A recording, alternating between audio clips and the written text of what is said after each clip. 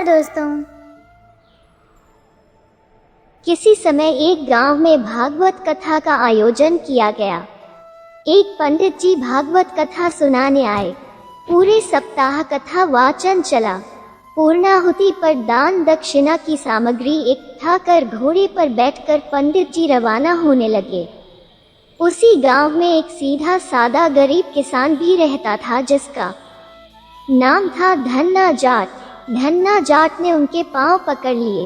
वो बोला, पंडित जी महाराज, आपने कहा था कि जो ठाकुर जी की सेवा करता है उसका बेड़ा पार हो जाता है। आप तो जा रहे हैं। मेरे पास न तो ठाकुर जी हैं, न ही मैं उनकी सेवा पूजा की विधि जानता हूँ, इसलिए आप मुझे ठाकुर जी देकर पधारें। पंडित जी ने कहा, चौधरी तुम ही ले आना। धन्ना जाट ने कहा, मैंने तो कभी ठाकुर जी देखे ही नहीं, लाऊंगा कैसे। पंडित जी को घर जाने की जल्दी थी। उन्होंने पेंट छुड़ाने को अपना भंग घोटने का सिलबट्टा उसे दिया और बोले, ये ठाकुर जी है, इनकी सेवा पूजा करना। धन्ना जाट ने कहा, महाराज मैं सेवा पूजा का तरीका भी नहीं जानता, आप ही बताएं। पंडित जी ने कहा, पहले खुद नहाना, फिर ठाकुर जी को नहलाना, इन्हें भोग चढ़ाकर फिर खाना। इतना कहकर पंडित जी ने घोड़े के एड़ लगाए व चल दिए। धन्ना सीधा एवं सरल आदमी था। पंडित जी के कहे अनुसार सिलबट्टे को बतौर ठाकुर जी अपने घर में स्थापित कर दिया। दूसरे दिन स्वयं स्नान कर सिलबट्टे रूप ठाकुर जी को नहलाया। विधवा माँ का बेटा था, खेती भी ज्यादा नहीं थी, इसलिए भोग में अपने हिस्से का बाजरी का टिकड़ एवं मिर्च की चटनी रख दी। ठाकुर जी से धन्ना ने कहा, पहले आप भोग लगाओ फिर मैं खाऊंगा। जब ठाकुर जी ने भोग नहीं लगाया तो बोला, पंडित जी तो धनवान थे, खीर पूरी एवं मोहन भोग लगाते थे, मैं तो गरीब जाट का बेटा हूँ, इसलिए मेरी रोटी चटनी का भोग आप कैसे लगाएंगे। पर साफ साफ सुन लो, मेरे पास तो यही भोग है, खीर पूरी मेरे बस की नहीं है। ठाकुर जी ने भोग नहीं लगाया तो धन्ना भी सारा दिन भूखा रहा। इसी तरह वो रोज का एक बाजरे का ताज़ा टिकड़ एवं मिर्च की चटनी रख देता एवं भोग लगाने की अर्जी करता। ठाकुर जी तो पसीज ही नहीं रहे थे। यह क्रम निरंतर 6 दिन तक चलता रहा। छठे दिन धन्ना बोला, ठाकुर जी चटनी रोटी खाते क्यों शर्माते हो, आप कहो तो मैं आंखें मूंद लूं फिर खा लो। ठाकुर जी ने फिर भी भोग नहीं लगाया तो नहीं लगाया। धन्ना भी भूखा प्यासा था। 7वें दिन धन्ना जाट बुद्धि पर उतर आया। फूट फूट कर रोने लगा एवं कहने लगा कि सुना था आप दीन दयालु हो, पर आप ही गरीब की कहाँ सुनते हो। मेरा रखा यह टिकड़ एवं चटनी आकर नहीं खाते हो तो मत खाओ, अब मुझे भी नहीं जीना है। इतना कह उसने सिलबट्टा उठाया और सिर फोड़ने को तैयार हुआ। अचानक सिलबट्टे से एक प्रकाश पुंज प्रकट हुआ एवं धन्ना का हाथ पकड़ कहा, देख धन्ना, मैं तेरा चटनी टिकड़ा खा रहा हूँ। ठाकुर जी बाजरे का टिकड़ एवं मिर्च की चटनी मजे से खा रहे थे। जब आधा टिकड़ खा लिया तो धन्ना बोला, क्या ठाकुर जी मेरा पूरा टिकड़ खा जाओगे।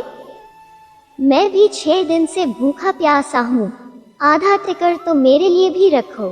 ठाकुर जी ने कहा, तुम्हारी चटनी रोटी बड़ी मीठी लग रही है तो दूसरी खा लेना। धन्ना ने कहा, प्रभु माँ मुझे एक ही रोटी देती है, यदि मैं दूसरी लूंगा तो माँ भूखी रह जाएगी। प्रभु ने कहा, फिर ज्यादा क्यों नहीं बनाता। धन्ना ने कहा, खेत छोटा सा है और मैं अकेला। ठाकुर जी ने कहा, नौकर रख ले। धन्ना बोला, प्रभु मेरे पास बैल थोड़े ही हैं, मैं तो खुद जुतता हूँ। ठाकुर जी ने कहा, और खेत जोत ले। धन्ना ने कहा, प्रभु आप तो मेरी मजाक उड़ा रहे हो, नौकर रखने की हैसियत हो तो 2 वक्त रोटी ही न खा ले हम माँ बेटे। इस पर ठाकुर जी ने कहा, चिंता मत कर, मैं तेरी सहायता करूँगा। कहते हैं तब से ठाकुर जी ने धन्ना का साथी बनकर उसकी सहायता करनी शुरू की। धन्ना के साथ खेत में कामकाज कर उसे अच्छी जमीन एवं बैलों की जोड़ी दिलवा दी। कुछ ही अरसे बाद घर में गाय भी आ गई, मकान भी पक्का बन गया, सवारी के लिए घोड़ा आ गया। धन्ना एक अच्छा खासा जमींदार बन गया। कई साल बाद पंडित जी पुनः धन्ना के गांव भागवत कथा करने आए। धन्ना भी उनके दर्शन को गया।